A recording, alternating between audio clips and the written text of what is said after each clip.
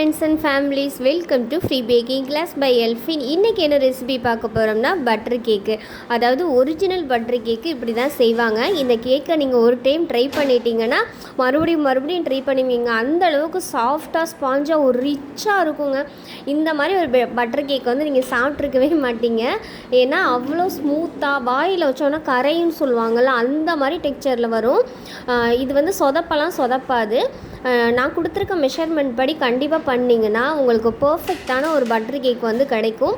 நிறைய பேர் butter கேக்குன்னா butter essence சேர்த்துட்டா எண்ணெய்க்கு பதிலாக பட்ரு ஊற்றிட்டா பட்டர் கேக் வந்துடும் அப்படின்னு நினைக்கிறாங்க. ஆனால் அது ப்ரொசீஜரே வேறு. நான் கொடுத்துருக்க அளவுகள் படி நீங்கள் கண்டிப்பாக செஞ்சிங்கன்னா பர்ஃபெக்டான ஒரு பட்டர் கேக்கை நீங்களும் செய்யலாம். எங்களுடைய வீடியோ உங்களுக்கு பிடிச்சிருந்துச்சுன்னா லைக் பண்ணுங்கள், ஷேர் பண்ணுங்கள், கமெண்ட் பண்ணுங்கள், சப்ஸ்கிரைப் பண்ணுங்கள். பேக்கிங் பற்றின தகவல் தெரிஞ்சுக்கணுன்னா எங்களுடைய சேனலை தொடர்ந்து பாருங்கள். நாங்கள் உங்களுக்கு ஃப்ரீயாகவே பேக்கிங் கிளாஸ் வந்து ப்ரொவைட் பண்ணுறோம். நீங்கள் செங்கல்பட்டு சரௌண்டிங்கில் இருக்கீங்களா? உங்களுக்கு கஸ்டமைஸ் கேக் வேணுமா, இல்லை ஃப்ரெஷ்ஷான கேக் வேணுமா, இல்லை வீட் ஃப்ளார் ப்ரௌன் சுகர் கேக்கு, இல்லை வீட் ஃப்ளார் ப்ரௌன் சுகர் ப்ரௌனி, அந்த மாதிரி ஏகப்பட்ட வெரைட்டிஸ் வந்து நம்மள்கிட்ட இருக்குது. நீங்கள் தேவையானவங்க இந்த நம்பருக்கு கால் பண்ணி உங்கள் ஆர்டரை ப்ளேஸ் பண்ணிக்கலாம். Thank you for all. வாங்க வீடியோக்குள்ளே போகலாம். ஃபஸ்ட்டு வந்து ஓடிஜியை 10 நிமிஷத்துக்கு டாப் அண்ட் பாட்டம் ராடில் 170 டிகிரி செல்சியஸில் வந்து நீங்கள் ப்ரீ ஹீட் ஆன் பண்ணிக்கோங்க. 10 நிமிஷத்தில் பேட்டர் ரெடி ஆயிரும். பார்த்தீங்கன்னா நான் 5 இன்ச்சு கேக் டின் எடுத்திருக்கேன். இதோட வெயிட் வந்து 1/2 kg வெயிட் வரும். இதோட சென்டிமீட்டர் பார்த்தீங்கன்னா 12 சென்டிமீட்டர் அகலம், 6 சென்டிமீட்டர் உயரம், அந்த மாதிரி இருக்கும். இந்த ட்ரேயில் நான் ஃபஸ்ட்டு ஆயில் க்ரேஸ் பண்ணி அது மேலே வந்து ஒரு பட்டர் பேப்பர் போட்டு நான் ஸ்ப்ரெட் பண்ணி தனியாக எடுத்து வச்சுக்கிறேன். கேக்கு சைடில் பட்டர் பேப்பர் போடணுங்கிற அவசியம் இல்லை. கேக்கு வெந்ததுக்கப்புறம் சைடுலேருந்து அதுவே ரிமூவ் ஆகிக்கிறோம். அப்படியே பாத்திரத்துலேருந்து ஒட்டாமல் அது வெளியில் வந்துடும். சைடில் பட்டர் பேப்பர் போடணும்னு அவசியம் இல்லை. இந்த மாதிரி பட்டர் பேப்பர் அப்ளை பண்ணிவிட்டு நான் ஒரு ஓரமாக எடுத்து வச்சிடுறேன்.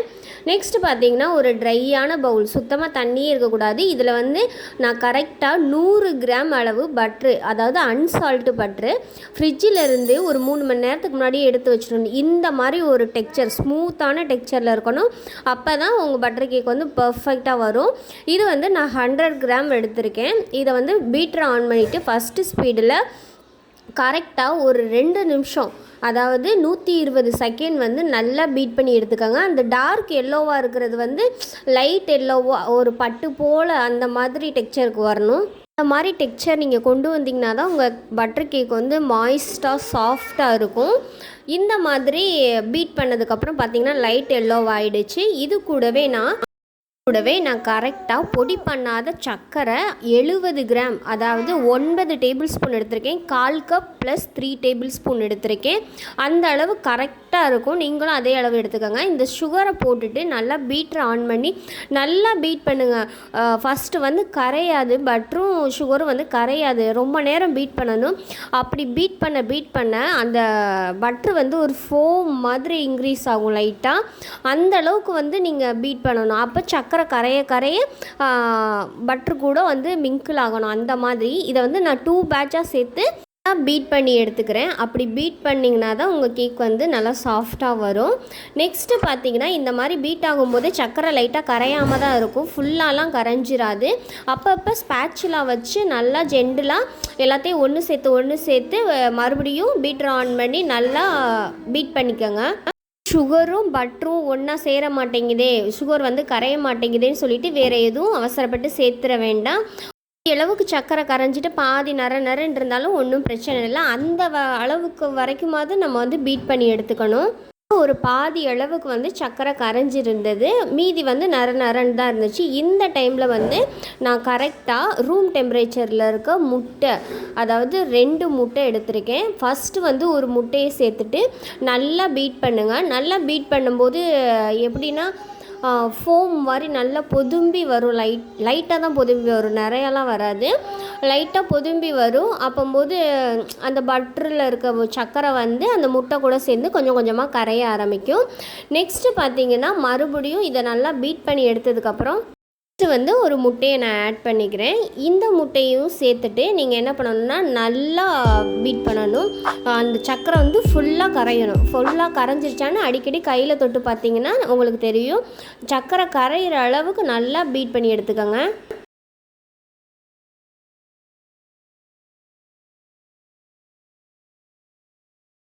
இதில் ஒரு 2 நிமிஷம் வந்து ஸ்பேச்சுலா வச்சு நீங்கள் கலந்து எடுத்துக்கலாம்.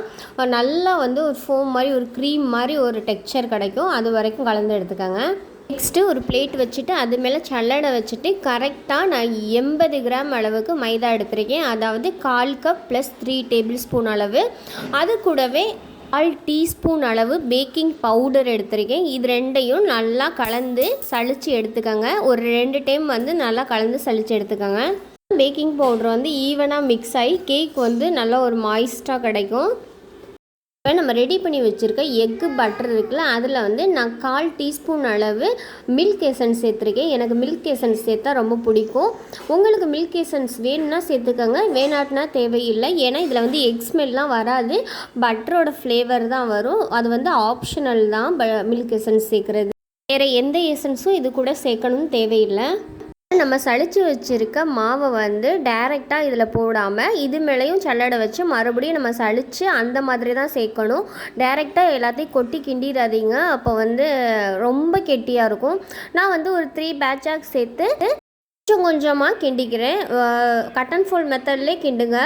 கிண்ட கொஞ்சம் கெட்டியாக இருக்கும். அப்போ கிண்டி முடித்ததுக்கப்புறம் வந்து மெல்ட் ஆன மாதிரி இருக்கும். அதனால ரொம்ப கெட்டியாக இருக்கேன்லாம் பயப்பட தேவையில்லை. 3 பேட்சாக நான் சேர்த்து இந்த மாதிரியே நீங்கள் கலந்து எடுத்துக்கோங்க. கேக் பேட்டர் வந்து நீங்கள் கிண்ட அது மெல்ட் ஆகிட்டே இருக்கும்.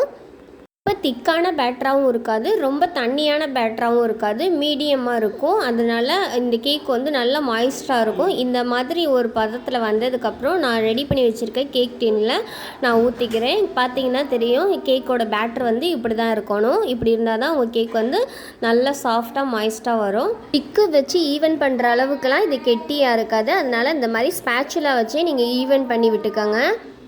பண்ணி எடுத்ததுக்கப்புறம் ஓடிஜியில் 170 டிகிரிக்கு 25லேருந்து 30 நிமிஷம் வேக வைங்க.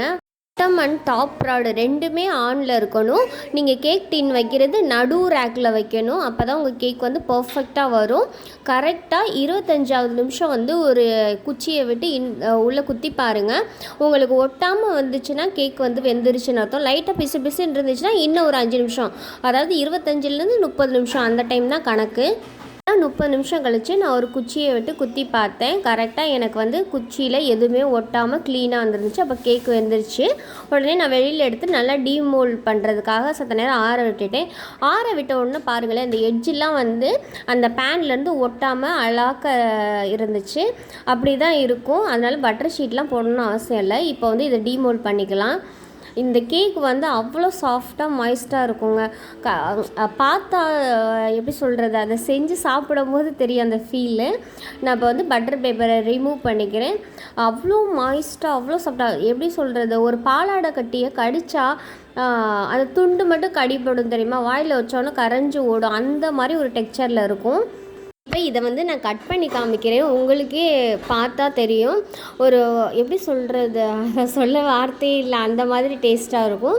இந்த ரெசிபியை நீங்கள் கண்டிப்பாக ட்ரை பண்ணிவிட்டு எனக்கு வந்து ஃபீட்பேக் சொல்லுங்கள். ஏன்னா அந்தளவுக்கு பர்ஃபெக்டான ரெசிபி இது. பொருட்களும் அவ்வளோதுக்கா தேவையில்லை. ரெண்டாவது பார்த்திங்கன்னா இது வந்து ரேட் வந்து அதிகமாக இருக்கும் நம்ம சேல் பண்ணுறது. நீங்கள் கஸ்டமர்கிட்ட கொடுத்தீங்கன்னா அவங்கள்ட்ட சொல்லிடணும், ப்ரிப்பேர் பண்ணுறதுக்கு முன்னாடியே நாங்கள் இந்த மாதிரி வந்து எக்ஸ்பென்சிவாக தான் செய்ய போகிறோம் அப்படின்னு சொல்லிட்டிங்கன்னா அதை ஓகேன்னு அக்செப்ட் பண்ணதுக்கப்புறம் நீங்கள் செஞ்சு கொடுங்க. நீங்கள் செஞ்சுட்டு அதுக்கப்புறம் நீங்கள் கஸ்டமர்கிட்ட கொடுத்தீங்கன்னா அவங்க வந்து யோசிப்பாங்க. பார்த்திங்கன்னா ஒரு சப்ஸ்கிரைபர் வந்து கோயம்புத்தூர்லேருந்து கேட்டிருந்தாங்க, உங்களுக்கு கேக் கட்டிங் ஒழுங்காக வரல, எங்களுக்கு சொல்லிக் கொடுங்க அப்படின்னு சொல்லிட்டு அவங்களுக்காக இந்த வீடியோ. நெக்ஸ்ட்டு ஒரு சப்ஸ்கிரைப் கேட்டிருந்தாங்க, அவங்களுக்கு இதுக்கு அடுத்து சொல்கிறேன். இந்த நைஃப் தான் கேக் கட்டிங்க்கெலாம் யூஸ் பண்ணுற நைஃபு. இது வந்து எட்ஜஸ்லலாம் பார்த்திங்கன்னா வளைவாக எப்படி சொல்லுவாங்க, இந்த ஆசா பிளேடு அப்படின்னு சொல்லுவாங்கன்னா அந்த மாதிரி ஒரு டெக்ஸ்சரில் தான் இருக்கும் இது. இது எல்லாம் பேக்கிங் ரா மெட்டீரியல் ஷாப்லேயும் கிடைக்கும். இப்போ இதை வந்து நீங்கள் கீழே வச்சுட்டு டபுள் சைடு டேப் இருக்கும்ல, எல்லார் வீட்லேயுமே இருக்கும்.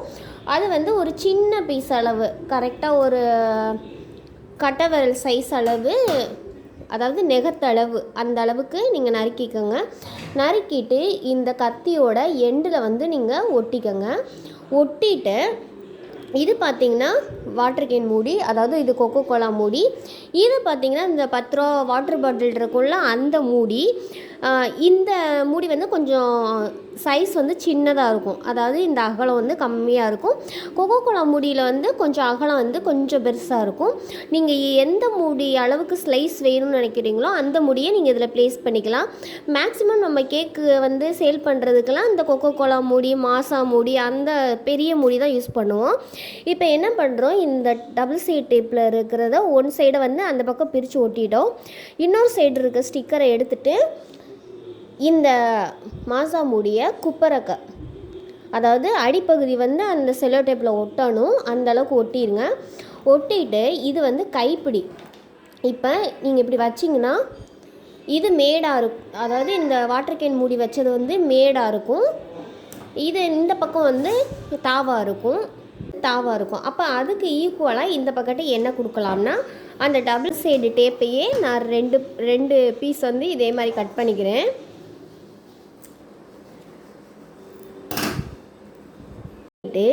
இந்த கைப்பிடி இருக்குல்ல, அந்த இடத்துல நான் இதை வந்து ப்ளேஸ் பண்ணிக்கிறேன். ஒரு ஸ்டிக்கரை ஒட்டிட்டு அது மேலே இருக்கிற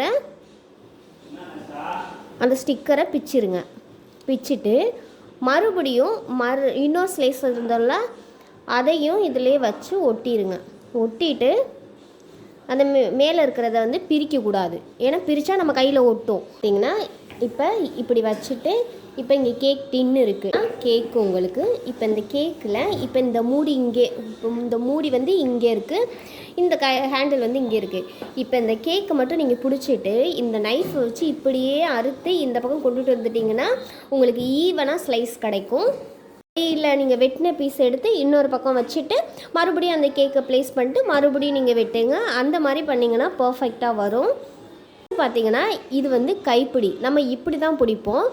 நீங்கள் வந்து மாற்றி இந்த பக்கம், அதாவது இந்த பக்கம் ஒட்டிடாதீங்க. இந்த பக்கம் ஒட்டினீங்கன்னா இந்த லெஃப்ட் கையில் வச்சு தான் நீங்கள் வெட்டுற மாதிரி வரும். எந்த பக்கம் உங்கள் கை வசவாக இருக்குதோ அந்த பக்கம் வந்து நீங்கள் இதை வச்சு அந்த மாதிரி இப்படி எப்படி கரெக்டான இப்படி நீங்கள் கட் பண்ணும்போது இந்த எட்ஜும் சரிசமமாக இருக்கும். அப்போது இந்த அளவுக்கு மட்டும்தான் அந்த கேன் மூடிய அளவுக்கு தான் ஸ்லைஸ் கட் பண்ண வரும். தகவல் அவங்களுக்கு சரியானதாக இருக்கும்னு நான் நம்புகிறேன். இது உங்களுக்கு ஈஸியாக இருக்கும், புரிஞ்சிருக்கும்னு நான் நினைக்கிறேன். அப்படி இருந்துச்சுன்னா தயவுசெய்து நீங்கள் கமெண்ட் பாக்ஸில் கமெண்ட் பண்ணுங்கள். வேறு ஏதாவது இந்த மாதிரி டவுட்ஸ் நிறையா பேருக்கு இருந்தால் தயவுசெய்து கேளுங்க, உங்களுக்கு நான் கிளியர் பண்ணுறேன். சப்ஸ்கிரைபர் கேட்டிருந்தாங்க, ஒரு வீடியோவில் வந்து பேக்கிங் பவுடர் மட்டும் போட்டிருந்தீங்க சிஸ்டர், இன்னொரு வீடியோவில் வந்து பேக்கிங் பவுடரும் பேக்கிங் சோடாவும் போட்டிருந்தீங்க, என்ன ரீசன் அப்படின்னு சொல்லி கேட்டிருந்தீங்க. மேக்ஸிமம் வந்து வெனிலா கேக் செய்யும்போது அந்த கேக் வந்து ப்ளஃபியாக இருக்கும், நம்ம ஆயிலும் மில்க்கும் சேர்க்கும்போது ப்ளஃபியாக தான் வரும். ஆனால் இதுவே நீங்கள் வந்து சாக்லேட் கேக் அந்த மாதிரி நீங்கள் பண்ணும்போது மில்க்கும் ஆயிலும் நம்ம சேர்ப்போம், அந்த சேர்க்கும்போது ஏர் பபிள்ஸ் மாதிரி வரும் அந்த கோகோ பவுடர் கூட மிக்ஸ் ஆகும்போது. ஆனால் வெண்ணிலாவுக்கு பேட்டர் ரெடி பண்ணும்போது பேட்டர் வந்து கொஞ்சம் திக்காக இருக்கும், அதுவே நம்ம சாக்லேட் கேக்குக்கு ரெடி பண்ணும்போது கொஞ்சம் தண்ணி ஆகிற மாதிரி இருக்கும். அது வந்து ஒன்றும் பண்ண முடியாது, அது வந்து சாக்லேட்டோட அதாவது கோகோ பவுடரோட தன்மை அது. அப்போது சில பேர் வந்து ஒழுங்காக எக்கு பீட் பண்ணலையோ இல்லை ஏதாவது ஒரு ரீசன்னாலேயோ அப்போ அந்த தண்ணியாக இருக்குது இன்னும் தண்ணியாயிரும். அந்த டைமில் வந்து கேக் வந்து ஃப்ளஃபியாக வராது, ரெண்டாவது ஹைட்டு கிடைக்காது, நம்மளுக்கு கேக்கோட ஹைட் வந்து கம்மியாக கிடைக்கும். அப்போ நம்ம ஃப்ராஸ்டிங் பண்ணும்போது விப்பிங் க்ரீம் வந்து அதிகமாக வைப்போம், அந்த ஒரு ரீசன்னால் தான் அது கொஞ்சம் ஹைட்டு கிடைக்கணும் அப்படிங்கிறதுக்காகவே நம்ம வந்து பேக்கிங் சோடா வந்து ஆட் பண்ணுறோம். இதுவே நீங்கள் மேங்கோ, ஸ்ட்ராபெரி, பைனாப்பிள் அந்த மாதிரி கேக்ஸ்லாம் பண்ணும்போது நீங்கள் பேக்கிங் பவுடர் மட்டும் போட்டால் போதும். அந்த கோகோ பவுடர் எதில் சேர்க்குறோமோ அதில் வந்து நீங்கள் பேக்கிங் சோடா வந்து ஆட் பண்ணணும், அப்போ தான் நம்மளுக்கு கொஞ்சமாவது ஹைட்டு கிடைக்கும். ரெண்டாவது நீங்கள் அது போடாமல் பண்ணிங்கன்னா கேக் வந்து ரொம்ப அப்படி சதன்னு ஆயிரும், அப்படி கொஞ்சம் ஹைட்டாக இருக்க மாதிரி தான் தெரியும், அப்படி நீங்கள் ரூம் டெம்பரேச்சரில் வச்சிங்கன்னா அப்படியே இறங்கி கல் மாதிரி ஆயிரும் கேக்கு. அந்த ப்ராப்ளம் எதுவும் வராமல் இருக்கிறதுக்காக தான் நம்ம பேக்கிங் சோடா ஆட் பண்ணுறோம். பவுடர் ஆட் பண்ணி செய்கிற கேக்கில் எல்லாமே பேக்கிங் சோடா வந்து கண்டிப்பாக நீங்கள் ஆட் பண்ணணும், அப்போ தான் உங்கள் கேக் வந்து கொஞ்சம் சாஃப்டாக ஸ்பாஞ்சாக இருக்கும். அதனால தான் நான் வந்து பேக்கிங் சோடா ஆட் பண்ணேன். இந்த தகவல் அவங்களுக்கு போதுமானதாக இருக்கும்னு சொல்லிட்டு நான் நம்புகிறேன். அவங்க கமெண்டில் கேட்டிருந்தாங்க, என்னால் இவ்வளோதே நான் கமெண்டில் வந்து டைப் பண்ணி என்னால் சொல்ல முடியல, அதை சிஸ்டர்கிட்டே சொன்னேன், நான் வந்து நெக்ஸ்ட் வீடியோ போடும்போது கண்டிப்பாக உங்களுக்கு வந்து நான் பதில் சொல்கிறேன் அப்படின்னு. இந்த பதில் உங்களுக்காக தான். வேறு ஏதாவது உங்களுக்கு தகவல் தேவைப்பட்டுச்சுன்னா கண்டிப்பாக கமெண்ட் பாக்ஸில் கமெண்ட் பண்ணுங்கள். உங்களுக்கு தேவையான அனைத்து விதமான தகவலையும் நான் உங்கள் கூட ஷேர் பண்ண தயாராக இருக்கேன். ஃபார் ஆல் தேங்க்யூ ஃபார் வாட்சிங். எங்கள் சேனல் பிடிச்சிருந்துச்சுன்னா லைக் பண்ணுங்கள், ஷேர் பண்ணுங்கள், கமெண்ட் பண்ணுங்கள், சப்ஸ்கிரைப் பண்ணுங்கள்.